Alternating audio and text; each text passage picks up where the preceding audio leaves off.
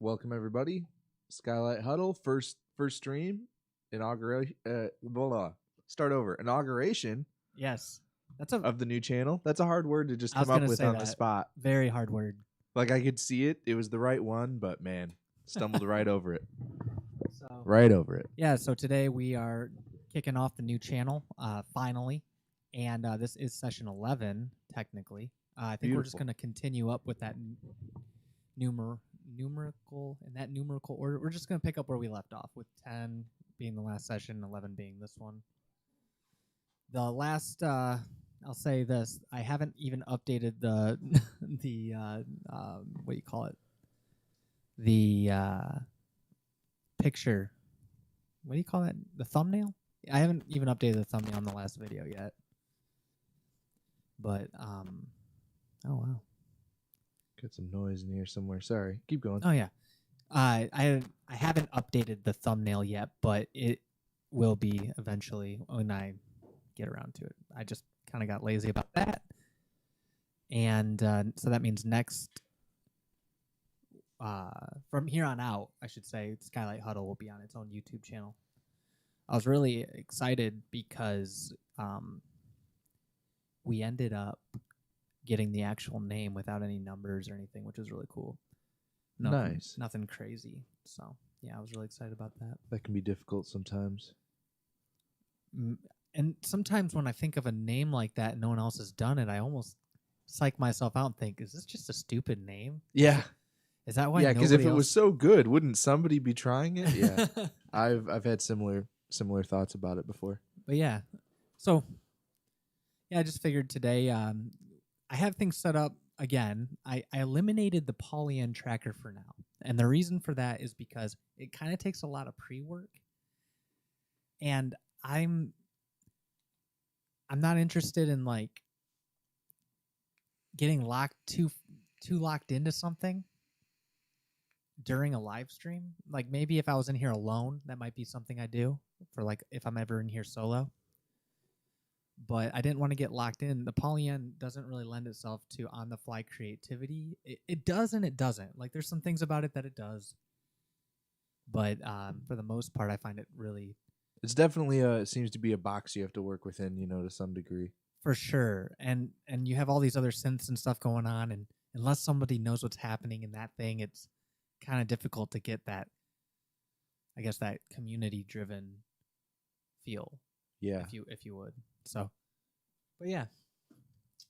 So I did include a Voice Live 3 today. I don't have the overhead shot set up, but I have a couple of headshots. There's John over there, and I'm on this one.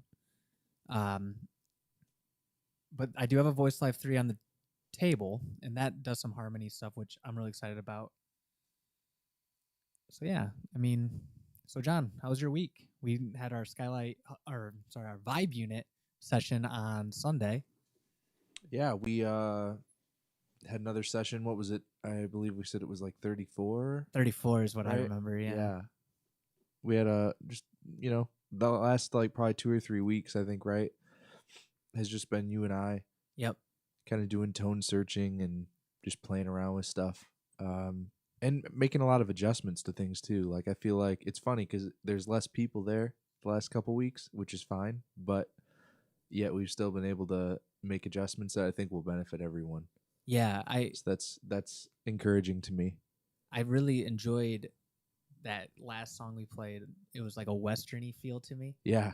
I thought that was cool. I was sloppy, but I want to work on that a little bit. I like whatever that arpeggiation was. It's like a downward arpeggiation. I thought that was so cool. Yeah, it was a cool thing for sure. Something different. It's not the kind of thing we probably would usually just go into, No, so it was unusual. That's for what us. That's what makes it interesting to me anyway. That it's just I don't know, a journey into a different space probably than we normally would get into. Yeah. I especially think it would be unlikely for us to try to do something like that if we had a bunch of people. Yeah. Too, definitely. it's one of those things just spur of the moment. You just started playing something. It's like, that kind of sounds like, let's do the train beat on that. When we have a lot of people, it's kind of easier for me, I think, to gravitate to an idea because I kind of just bump up their idea. Yeah. Like we mention all the time on this, Nick, he he's like that kind of guy. He just brings down an idea, and it's pretty much refined enough to share. You know. And, Yeah, and or I guess maybe some combination of that mixed with, I feel like the people that play with him typically, like we know what he's looking for yeah. because we play with him enough. So that's super. How would you? That feels good to me too. What would you call his style of music? Because I don't know. I'm like a terrible person to ask about that thing. Oh yeah. What did you guys say you decided it was? Americana rock? Well, even more specific, we called it Heartland. Oh, Heartland rock. That's what it was. It just has that like you're running around Montana or like you're doing some kind of like. Is that an actual genre, or like did you? I don't know. Just like did that just like it just felt felt hit like a certain way? Well, he has a song called that he wrote called like Into the Heartland. Yeah, straight through the or Heartland. Straight Through the Heartland. Yep. Yeah, my bad. Yeah, it's Straight Through the Heartland. That song kind of got us thinking about the word Heartland, and we're like, man, that's kind of like what it is. Like, it is Americana in essence. I mean, he's influenced by Bruce Springsteen and Tom Petty and like a lot of piano players that play like bluesy stuff. Yeah. Although he predominantly plays guitar. He tells me to play a lot of octaves, like up in the higher area of the key bed. Like, really? Like C4, C5. Wait, no, that'd be middle. C like 6 and 7, I'd say. He likes the ringing. Like if it was like those octaves, like 6 and 7 range, he likes it ringing out. Interesting. Which I found was a very like 80s like Americana rock style. Right. So, interesting. Yeah. Very interesting. Yeah, I don't know exactly what you'd, if you had to stick it in a box or whatever, exactly what that box would look like. Yeah, but I don't know.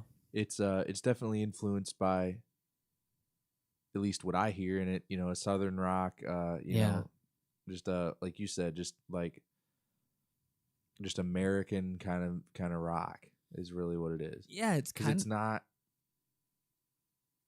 Yeah, it's not trying to sound like British rock. It's not trying to sound like. It's really kind of just sounds like American rock. It sure does, and that's kind of why we decided that we were going to do like a slide guitar sound. It's part of the reason I got the Attack Decay was for him and working on that.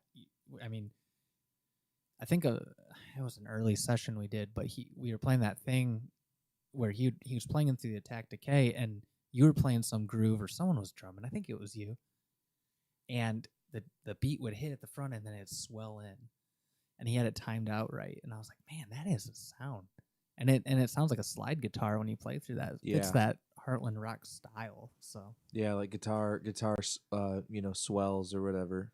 Yeah, you find that a lot in like church music too. A lot of church players have volume pedals, for a similar kind of sound. Yeah. I personally, you're the only one I know that has an Attack Decay. It's the only one I've ever seen. Oh, I didn't know about it at all before you ended up with one, which is really cool. It's been a really neat thing to see. But I like the control. Well, I like the consistency of it. It's really what it is, because I've always been frustrated with volume pedals because, you can get that sound, but I don't get that sound exactly right every time. If you're a good player, like when Evan plays, for example, like he's used a volume pedal for years, so he has that smooth, just clean motion, clean movement. Like when he uses a volume pedal, it's pretty consistent. Yeah. I don't get those kind of results when I use one.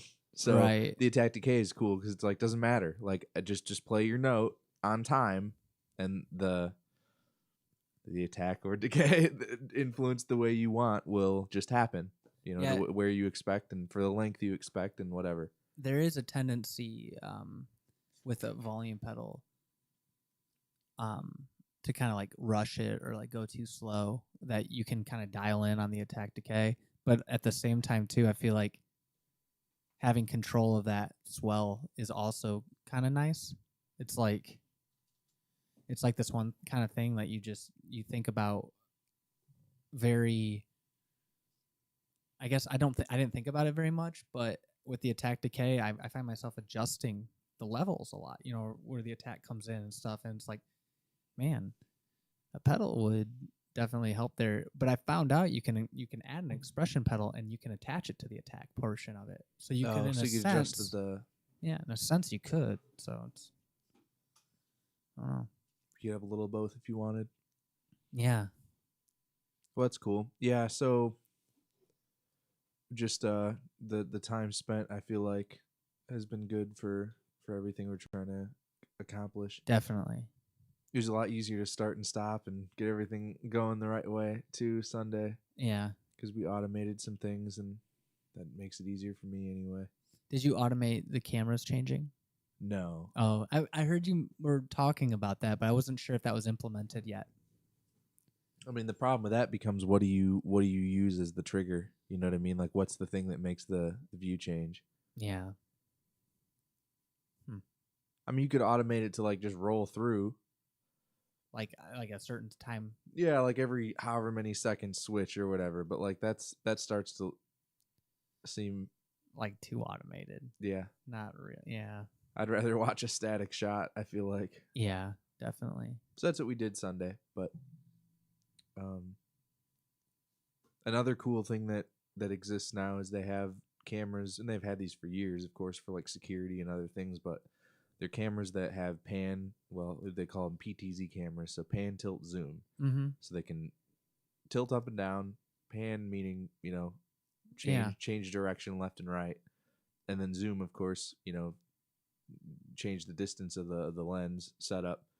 And the setup that I saw recently is really cool because I saw someone do a setup that to the viewer looks like, I don't know, they might have 6 or 8 cameras, and really they have like 2 or maybe 3. And what they do is a shot is both like a camera, but it's also a camera and a position. Mm. So you can't directly go to 2 different shots that come from the same camera. So you have to be smart about what you hook to what. But you could go to a different camera. You could adjust the other one. Yeah, to where hit the one to ready up on that shot. Yeah. And in the second or two, it takes for it to move the head to the same exact position again, go to the right zoom and whatnot, by the time you're ready to take that shot, it's pointed at exactly what it should be. So the shots you're using are both a position and a zoom and a cool. and a camera. Is that in the Vibe unit plans? I don't know about that. We'll see. It does seem a little. They're expensive. I mean, the cameras are probably $700 a piece to get like a no brand version of one. Yeah. So I mean, they're not cheap at all. Yeah. We probably have to put in $2-3 grand to get a reasonable setup with them. So might as well keep focusing on the audio side. Yeah, there's other things we can do, to see growth. Yeah. In areas that will probably make a bigger impact. Definitely. Like a big one being, well, and we'll probably end up playing with it some here, but of course I'm still working on that computer for you to run Ableton and stuff on. I'm excited about that. If we learn methods that work well for us to be able to just kind of compose things off of stuff we're just playing in the moment, maybe we also incorporate something like that. Oh yeah. I mean, we don't have to always use it or anything, but just have the option to. Yeah.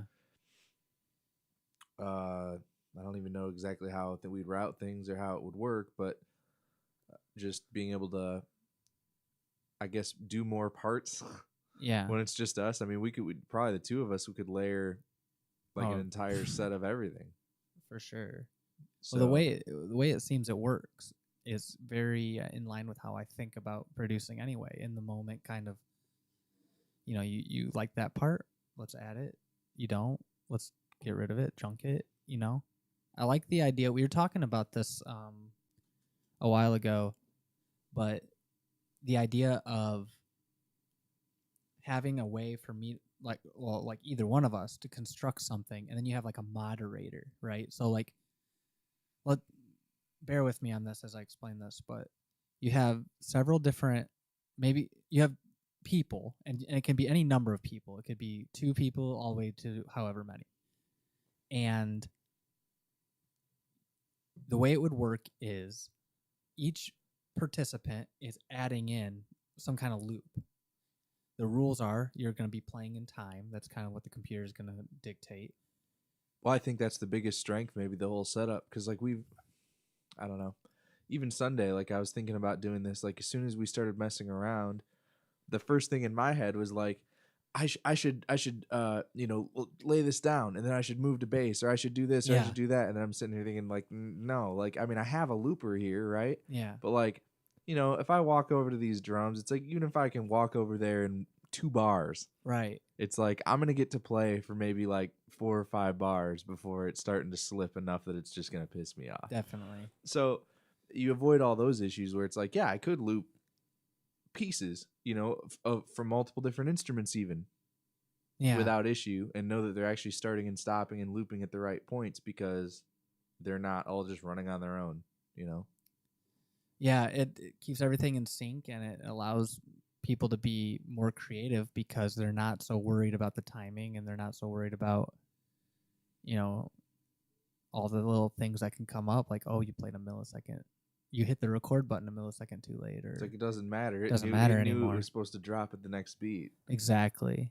Or technically the one right before and you hit it. Is there a way to submit, like, if we're composing together, is there a way to submit sounds to a person without them playing, and then the person on the Ableton rig was able to, like, set up, get the ideas, and then they can kind of curate what comes through? You know what I mean? That would be really fun, because then you could have a bunch of audio coming in, and then someone gets to curate what it sounds like, and you can submit parts. So you have a group of people. This could be. I mean, in a sense, if you could have, in a sense, you could have people playing stuff, and have an operator of this sort of rig, and just telling people when to stop and start and add something or not. Like they wouldn't have to be a player at all. That's true. Like someone just needs to know whether or not they're recording right now or not. Man, that would be really fun in a way. Like we got to figure out a master. We'll have to figure out some way. Yeah, we'll have to figure it out. But yeah, we're pretty ignorant talking about it. But yeah, I'd like that. That'd be really cool. It'd be fun to mess with. So yeah, I set this stuff up a little bit differently today. I was really into it because I got this thing incorporated. I wanted to do this for a little while, just in the event that someone who can sing really well comes over, but we can still mess with it. Isn't that the idea, though, is it can make you sing good? Yeah. Not to say you can't. I'm just saying, like, it's supposed to improve. Yeah. It's one of those things where it's like, you can be on pitch and you can be 100% on, but you still won't like the sound of your own voice. That's true. It doesn't. So, because I don't like the sound of my own voice, and as shy as I am to talk about this stuff, I will say here that I like to modulate my voice to degrees where I don't recognize it, which this does, and does really well. What do you have it set up to do right now? Right now, it just harmonizes in D major. Okay. So it snaps everything to D major, and it's got I think it's a soft tune on it's like not hard clipped on the auto tune. Yep. But it's like a little bit of a glissando into the right pitch. I think that's how I had it set up. Gotcha. But yeah, and right now I'm bypassing it, so you can just hear me talk, as whatever, but you can still hear like the synth here. And since I'm in D, if I press those, now I'm in, what did you say, perform mode. And it's cool because if I go to the vocal, I can turn on the harmony. That's just it's not getting to listen to anything, is it, though? So it probably doesn't know what harmony to make. That's true, but the thing is it is forced into D major because that's how I set it up, where it won't play any notes but D major notes. Got it. And it will take whatever, and I also got the auto tune set to D major, so there's just no way it's gonna play anything but a D major note. So for instance, like if I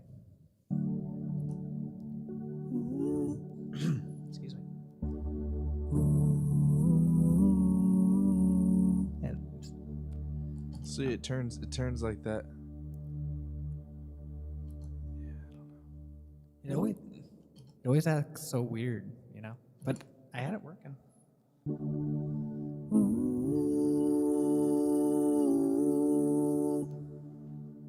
Maybe I should check it again. Like, I don't know. It doesn't sound like a major scale to me. But maybe not. Maybe I'm wrong. Let's find out. I'm often wrong about these things.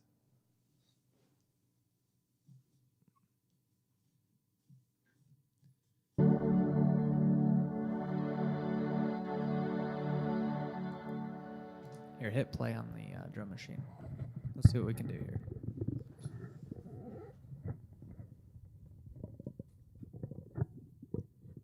All right, let's see.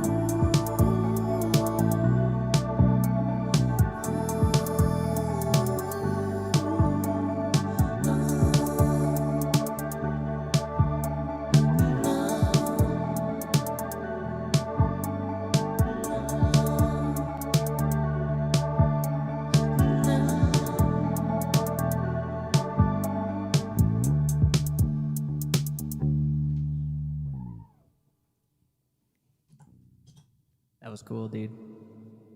Oh, I guess the reverb stays on when. No, that was reverb I had put on you. Oh, gotcha. I was wondering. I was like, man, I felt like it needed a little bit more. yeah, that was cool. I found out. Well, I knew this, but I remembered that there's a BPM on the LFO, so I was able to get that real. Oh, that's cool. That was really cool to me. I love that. It sounded very like 80s pop. But this kind of thing you'd hear in the mall. Like over really crappy speakers that can't hit the low end. But that's what it was. This is, of course, what it was intended to sound like. That's funny. It does sound like mall pop. Mall pop. Is that a genre? I don't know. Oh. I hope. Well, I hope so too. If not, like I'm taking it. I'll be the first. I'm Mall. willing to be the first one to do mall pop. Mall pop. And then make an album called like Tile Cleaner. The Tile Clean. Tile security guards and clean tiles. That's all I remember about the mall. There's always the tiles. And trying to avoid the cracks because the cracks have, lava in them or whatever it is. Or you can only, there's different color tiles. So you could say the green tiles are okay to step on, but the red ones are not. I think it sounds good because it almost sounds like mall cop. Mall pop. Oh, okay, yeah. Like it sounds like something that folks are already familiar with. Yeah. Mall pop, dude. I'm into it. And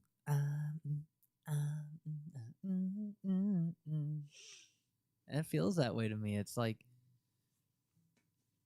and there could be sections of the songs where it's like a high pass filter. It feels like we're about to eat like a $7 piece of pizza or something, and a pretzel. Yeah. With like the salt and the cheese dip. Yeah. Ooh, why are we talking about this? Yeah, we don't even have a mall to go to, man. Oh, we have a mall to go to, brother. It is just something. It's just run down like the rest of them. It's true. Time has not been kind to our mall. No. And I don't think kind to malls in general. I mean, weirdly, malls still, I don't know. I'm not going to say they do well because I don't know. But when I go visit, I have friends that live on the east side of Michigan. Yeah. And when I go out and visit them, I mean, they have malls and they're busy. But, like, they're also, you figure like Macomb County, or is it Wayne County? One of the two is like the most populous county in the state of Michigan. So it's like, yeah, I mean, even if you have a mall that only entertains, some tiny fractional percentage of the people that live there or whatever, it's enough to keep the doors open. Yeah. But around here, it's like, what? I mean, I will say, you don't need 100% of your people shopping online before a mall dies, is my point, when you're already in a small community. Like, there's a part of me that's almost like in disbelief that the community was ever large enough to support a mall. But, I mean, I guess it was at some point. Strip malls seem to do better these days. Like, outdoor. Well, they're less of an investment. Yeah. And if you own property that's, adjacent to like a busy street or something. Like a restaurant or something too. Like those. You can put anything in there, I guess. Well, I mean, if you have a strip mall by a very good restaurant, people waiting to go to that restaurant can be walking around that strip mall. Yeah. Unless you're in a really hot part of the town, in which case people are just trying to look for air conditioning. It's true. But that could benefit the businesses too. I mean, hey, I went in Harbor Freight the other day, and it was cold in there. Like, very cold. Really? I was like, wow, they are spending money on air conditioning, which is crazy because everything here is very, very cheap. Yeah. Like, lowest cost possible. So it doesn't seem to me that they'd be super down to just their spend overhead. That's very strange. That's bizarre. Maybe they used Harbor Freight air conditioners, and so they're like, whatever, man. When they break, we'll just get another one. I hope there's nothing unethical going on there. It turns out there's like a room full of kids up there, just like cranking a fan or something. Yeah. Oh man. Got dark really quick. I'm curious though. Doesn't sound very Skylight Huddle-y, I'm sorry. To reel it back in. Get this There's a fly in here. Seems Get to out have of here! Oh my god! my. He's on my mic stand. I don't think you can see him. Oh, where'd he go? He's around. Oh, he's on your head. Not quite. He's about to be. He probably is. I don't know where he's at. Somewhere over there. He's not by me. That's all I'm concerned about. My dog ate a moth this morning. Saved the day. Pretty sweet. I was gonna say, just to reel it back in, we should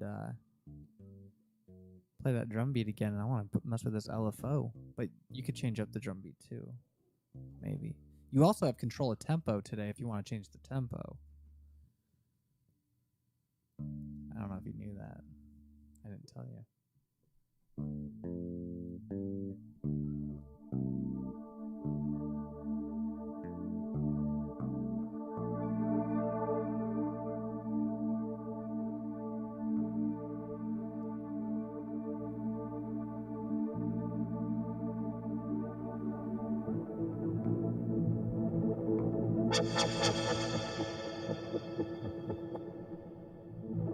Sarah, you went a very different place than I thought. I didn't mean to. I'm not in control of this synth. It does its own thing.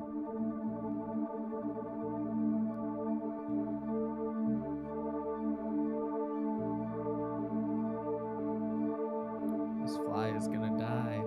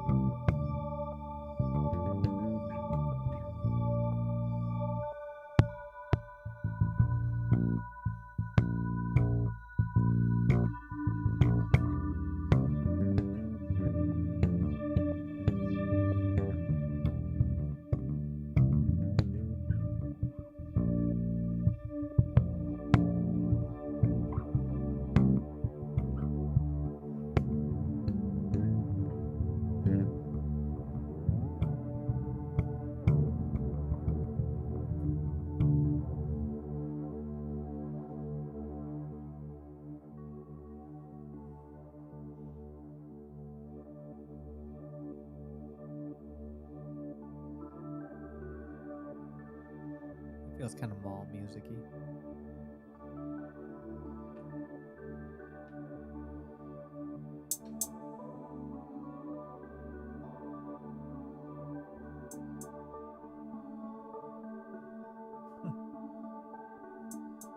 I didn't realize you started my sequencer, but it sounds really cool. I like it.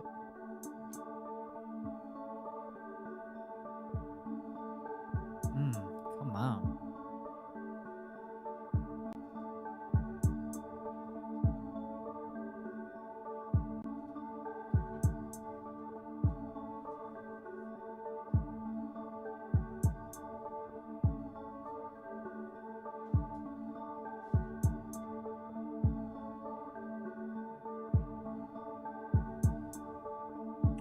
Something's weird because it's not triggering at all where I think it should. Could be my. Oh, that might be because you're playing through two patterns. Oh. So there's pattern A, and then it's going to pattern B. Now, if you want to get to pattern B while still the sample going, hold down TR, record. I don't. I just want one pattern. So just press the one you want. What am I on right now? I think you're on A right now. Now it's just going to play A.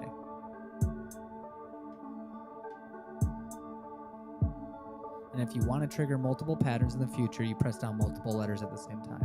Gotcha. then if you want to edit like one of the patterns, you hold down TR record and press the pattern you want to record. And I like where you're going with this. That sounds cool.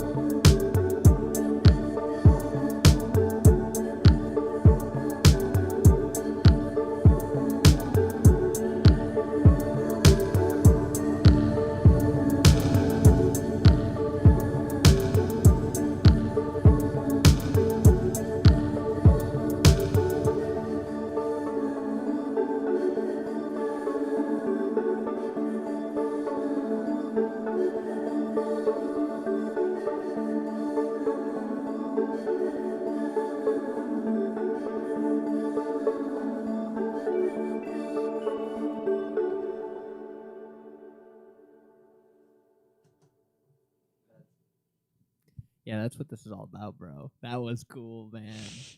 I was feeling that mall pop, dude. Damn, that's two. That's two, That's baby. Two mall pop. Oh, Two live, two mall pop. we gotta bring that mall back alive. How cool would it be to do all of our mall? What if we bought a mall, man? We'll do all our music videos in the mall. I mean, you'd be easily able to find one. Yeah, preferably one with the trees like growing into the inside of it. Yeah, where it's complete. Nature's taking over. Like the kind where you'd probably get arrested if they found out you were making a music video in there. You know. That's rock and roll, dude.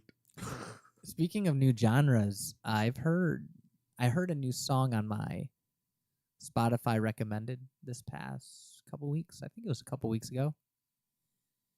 And what was it?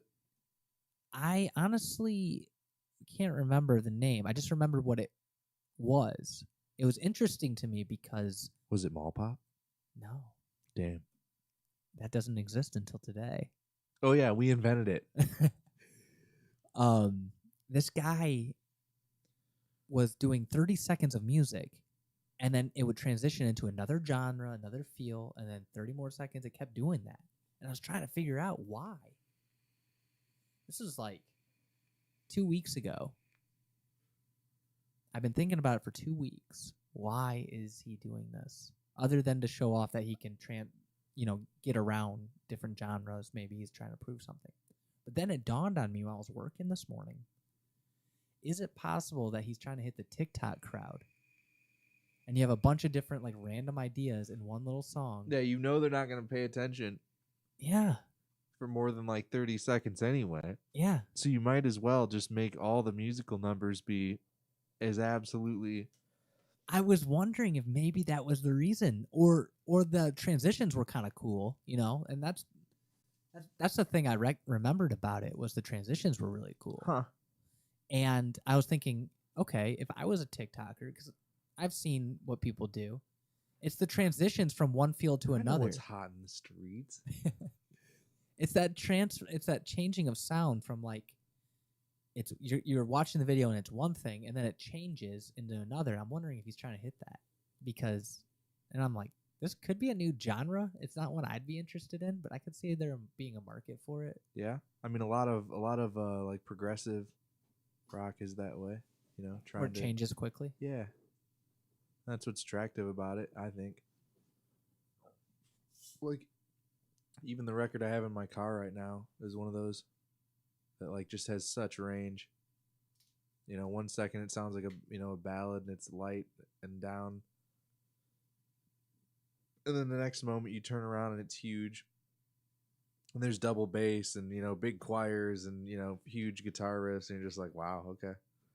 But that's what's like attractive about the genre to me. Is it's kind of like doing a lot of different things at once. Yeah. I think that's why I like this song. I'll show it to you later. I don't want to go looking for it on stream, obviously, but it was cool. I mean, it was interesting. Definitely something notable to me. Yeah. I've been thinking about it for 2 weeks. Let's see. I'm trying to think what else. My camping trip was halfway fun. The other half was a disaster. That was cool. But while I was up there, I did mess around with the polyend a lot. And one of my goals on that was to take a single sample and see how far I could take it.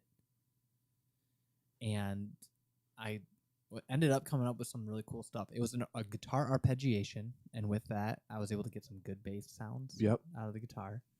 I was able to get... I found out there's a way to stretch the samples. So if I did change pitch, I could re-render them and then stretch them to the right meter. Right. That's a nice feature. So I took the single sample and I made several other samples from it. And I was able to construct an entire song with it, which was really cool. And it didn't have... Like, the song was not... What would you say? It wasn't like typical. It wasn't like a standard meter or anything. It just kept changing its feels and stuff. But it was just kind of like where I was just going with what I felt like it should do. And I didn't know. I never done that before. I've never challenged myself to see how far I could go with one sample and been like somewhat successful. So if anything, I consider it practice. I want to do that again. I thought that was a really fun exercise. You got your proof of concept. You know, Yep. you know what you're able to get away with, and just take it from there. See what you come up with. So yeah, well maybe I'll bring some of that out next week as well. Yeah, that'd be cool. It'd be cool to hear maybe some of the stuff that you did when you were playing with that.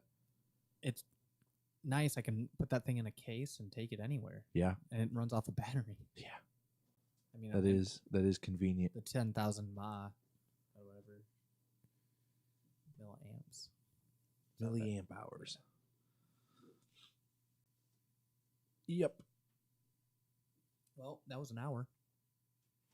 Yeah, we had like 2 or 3 good jams in there. Yeah, I think so too. So I love this voice live thing. I think when you get the settings right, it can be pretty effective. Oh yeah. And if I was playing a guitar through this or anything to give it some, we could always send it like a bus from the board and just let it listen to kind of whatever's going on and try to just decide from that, or we could just decide like what to send it as the reference. If we had a bigger board, I think what I would want to do is make it where you can do like an auxiliary send where both mics could go run through this theoretically and just feed into it how much you want. I thought that'd be cool. I don't know how that would work. Yeah, it would work easily. Just the way you're saying. Yeah, it'd be just that simple. There's several ins on the back here. I mean, I see that. I mean, there's so much you can do. Stereo I/O everywhere, and yeah, super good. I'd like to hook up to MIDI and do rhythmic stuff with the vocals too. That'd be cool. Yeah, that'd be fun. So, all right. Well, with that, we're gonna call it. Thanks for tuning in. You can check us out on our new channel, Skylight Huddle, and that's what we're streaming from currently. Cool. I will keep updating on this. I think I may be able to have more sessions. I think starting in the fall, maybe even in the next couple weeks. I'm getting some free time in the week to maybe have some more guests come through. And I'm also planning on, just if I feel impulsive enough, just to start streaming in here and doing stuff. So it might be me alone a few times too. So yeah, we'll see what happens. But Tuesdays are still with John, and we're going to keep that up as long as we can. And Sundays, we got Vibe Unit. I'll let John plug that. Yeah, just I don't know exactly what we have going on this Sunday. When I talked to everybody, well, I shouldn't say everybody, but the couple of people that had expressed potential interest earlier in the week, it sounded like maybe people would potentially be available next week. So this coming Sunday, not sure exactly what we have going on, but we'll keep on keeping on, I guess, and just doing what we're doing. I still have some definite things to work out. I started working on some different show prep stuff because I thought that you were still going to be out of town on Sunday, right? So I started working on kind of some material for the purpose of just better explaining what it is we're really trying to accomplish over there, and just some explanation of, like, I guess, how we got where we're at and what we're using to present the experience on Sundays, and more information about how to get involved and all that. So I don't know what I'm going to do with that. Maybe I'll shoot a promo. Maybe I'll do an actual Sunday that way. I don't know yet, but that's in the works as well. So nice. And then since this seems to be official, we've got this rolling. You got your verification and all that. Yep, so we're all set. I'll if you send me the info and the links for this, I'll go ahead and put a link to this there as well, so folks can check that out. Awesome. Yeah, we'll do that. We'll keep that up, and we'll see you guys next week. Cool. Same place. We'll see you.